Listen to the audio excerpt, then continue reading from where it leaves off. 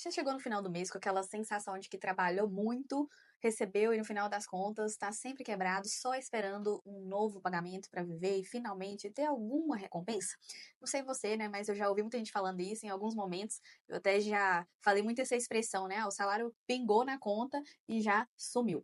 A realidade é que isso demonstra uma forma de desequilíbrio financeiro e que durante muito tempo eu vivi, achava que estava ok, mas pensando num momento em que as coisas fossem mudar, assim, de dar aquela virada, né? E a verdade é que essa virada depende muito mais da gente do que de fatores externos. E é por isso que eu quero falar hoje sobre equilíbrio financeiro e como a forma que a gente enxerga o dinheiro impacta totalmente em como nós recebemos, gastamos e usufruímos desse dinheiro. Se você é novo aqui, eu quero te dar as boas-vindas ao nosso canal Prosperar Sem Segredo, onde nós criamos uma jornada rumo a uma vida de mais independência financeira, formando patrimônio ao longo do tempo. Seja muito bem-vindo ao nosso canal. Já se inscreve aqui e deixa o seu like também para conteúdos como esse, que eu tenho certeza que você vai gostar muito se você tem esse tipo de objetivo. Coisa que eu percebi ao longo do tempo é que muita gente ainda confunde ter dinheiro com ter renda. E qual que é a verdade disso, né? Você deve conhecer alguém que tem uma renda muito boa, mas que gasta tudo, tá sempre no sufoco ou também esperando algo que vá fazer entrar mais dinheiro. Um exemplo clássico hoje, não é exclusividade deles, né? Mas um exemplo clássico de estudos mesmo são médicos, né? Que são pessoas que são muito bem remuneradas no Brasil, que têm rendas acima da média, tem uma renda ali bem sólida, mas um custo de vida altíssimo que está sempre no limite também. E isso não acontece só com eles, né? Eu quis dar esse exemplo justamente porque são pessoas que são conhecidas por terem boa renda, mas não tem a ver com a quantidade e com o salário que essa pessoa tem, quanto que entra no início do mês ali, cada mês. A realidade é que a renda é o que entra para você e ter dinheiro é o que fica com você. Então, se você tem uma renda de 20 mil, de 30 mil, de 50 mil, mas você tem esse custo de vida nessa faixa, você não tem dinheiro, você tem simplesmente uma renda. Então, quando você consegue entender que uma parte precisa ficar com você para gerar mais dinheiro, aí você já consegue mudar a sua mentalidade. Então, a maioria das pessoas, o que acontece? Isso já é comprovado até pelo Sistema de Proteção à Creche, né, o SPC no Brasil, que a maioria das pessoas, né, cerca de 6 em 10 pessoas, elas vivem considerando o rotativo do cartão de crédito, por exemplo.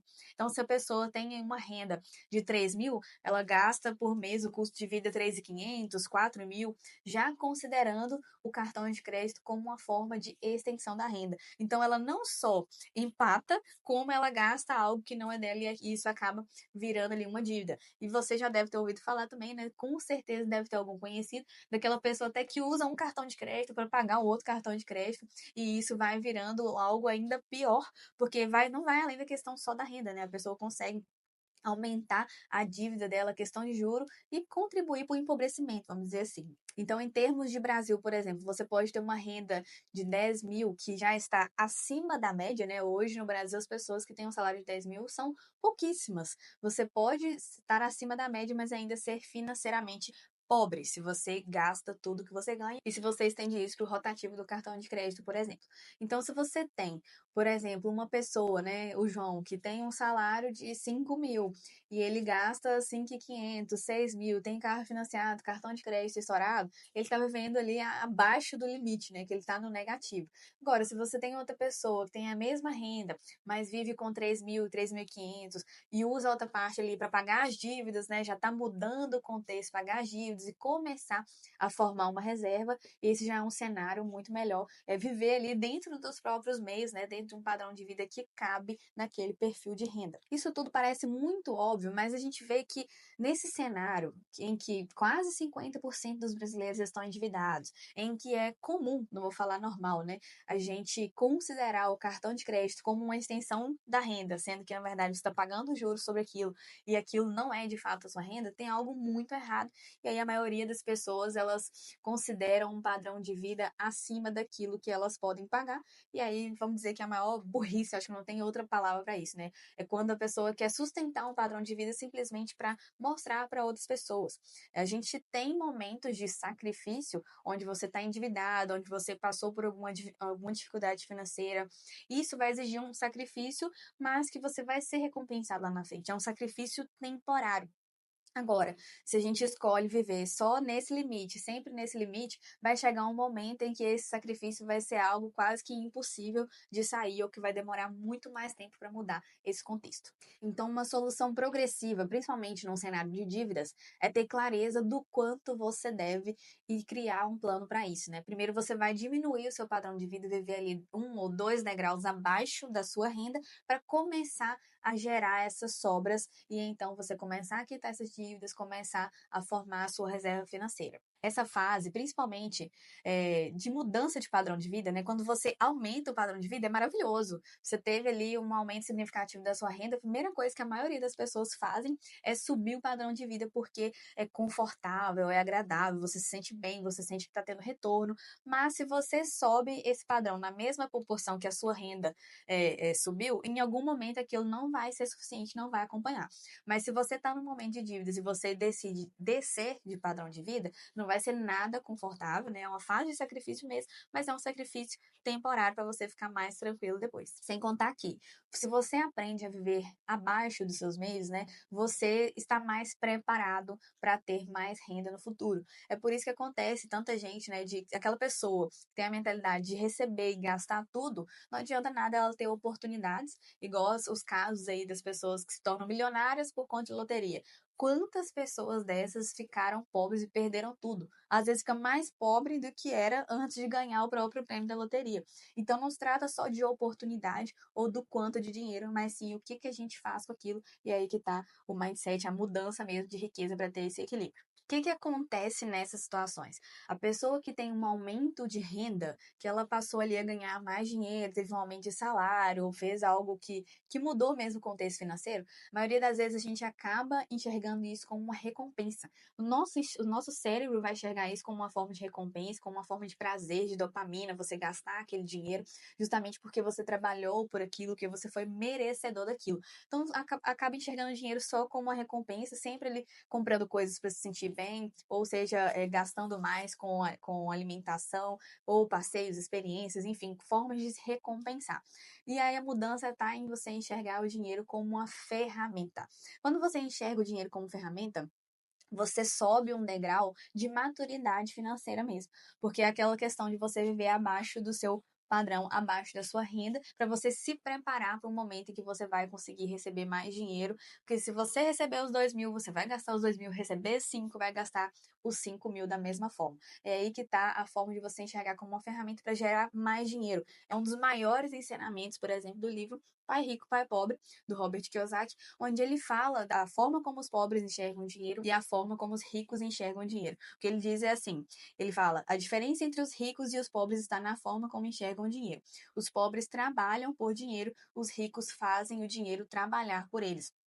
Qual que é a ideia, né? Por isso por que as pessoas às vezes ficam indignadas? Ah, o rico só fica mais rico e o pobre só fica mais pobre. Mas se a pessoa tiver a mentalidade pobre, ainda que ela tenha uma renda aí média, se ela tiver a mentalidade pobre, ela vai só gastar o dinheiro e continuar trabalhando incansavelmente para ter esse dinheiro. Por isso que esse dinheiro não acaba nem ficando com a pessoa.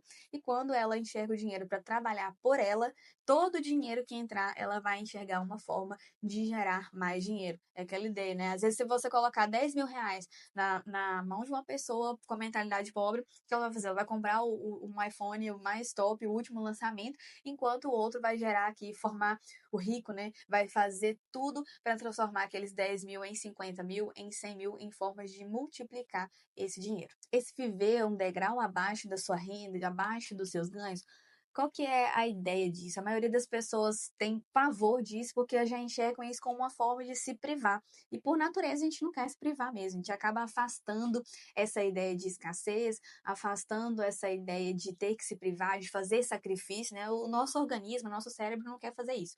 Mas quando a gente toma uma decisão entendendo uma recompensa no futuro, a gente consegue ter mais clareza e entender que a gente vai ser recompensado, tá? Mais no autocontrole. Você já deve ter ouvido, por exemplo, falar daquele experimento de recompensa tardia. Teve alguns anos atrás, teve uma trend que ficou bem famosa aí no Instagram, principalmente, das crianças que elas recebiam ali um doce e tinham que ficar na sala durante 15 minutos na frente daquele doce, esperando, sem comê-lo, para receber um segundo depois. Mas se a criança comesse aquele doce durante os 15 minutos, ela não ia receber o segundo. E aí, isso na verdade foi um experimento mesmo de psiquiatras, que foi feito há muitos anos atrás, e isso provou como eles se tornaram, né, aqueles que conseguiram esperar o momento de receber o segundo doce, né, a recompensa tardia, eles performaram muito melhor nas suas profissões, lidaram muito melhor com o dinheiro, enfim, formas de disciplina que eles foram recompensados além daquele momento. Ali não era só uma trendzinha que estava no Instagram, ficou famosa porque veio para as redes sociais depois, mas é um experimento social mesmo que já foi feito há muitos anos, né? O que a criança tinha que fazer? Ah, eu vou colocar aqui o docinho na sua frente e você vai precisar ficar 15 minutos aqui na sala, você vai ficar alguns minutinhos aqui. E aí depois, se você não tiver comido esse, você vai ganhar mais um. Mas se você tiver comido, você não vai ganhar nenhum. E aí, que a maioria das crianças ficavam, né? Ah, mexe no cabelo, tampa os olhos para não ficar vendo aquele doce estava ali na frente, para resistir à tentação, justamente para conseguir esperar aquela recompensa tardia, enquanto outros acabavam comendo o doce ali. E aí, essa que era a graça dos vídeos, né, que a maioria dos pais fizeram com os filhos, mas é uma forma de você trabalhar a recompensa tardia, trabalhar essa paciência ao longo do tempo, e que não tem nada a ver só com criança, no final das contas, até a gente, né, depois que a gente é adulto, é muito mais difícil trabalhar esses conceitos, reprogramar isso, mas faz todo sentido para entender essa recompensa tardia. E eu gosto muito de uma frase também que está no livro O Milionário Mora ao Lado, que diz o seguinte: o segredo da riqueza está no autocontrole. Não é quanto você ganha, é quanto você consegue guardar e multiplicar. Tá no multiplicar, né? Não é só guardar, manter ali tudo debaixo do colchão, dinheiro perdendo valor, mas sim em formas de multiplicar. Se a gente só guarda, você tem um hábito, mas aquilo ainda vai te tornar uma pessoa presa ao dinheiro, simplesmente naquilo que você tem consigo. Agora, se você consegue multiplicar, aí sim você está vendo a verdadeira função do dinheiro, que é gerar patrimônio, gerar riqueza e te dar essa liberdade no futuro. Durante muito tempo eu pensava que ter equilíbrio financeiro era simplesmente ter dinheiro, né? Ter muito dinheiro, ter uma renda significativa, mas o equilíbrio financeiro não tem a ver com ficar rico agora, mas sim fazer boas escolhas, entender qual o papel do dinheiro na nossa vida e como multiplicá-lo para finalmente ter mais tranquilidade, ter mais liberdade de escolha, ter mais segurança no presente e no futuro. Quando a gente tem equilíbrio, independente do momento que a gente vive, se eu tenho uma renda razoável, que está muito longe da que eu quero ter, mas eu consigo viver dentro disso, tenho um plano traçado para multiplicar para o futuro, e isso já é um sinal de equilíbrio e um mindset de riqueza.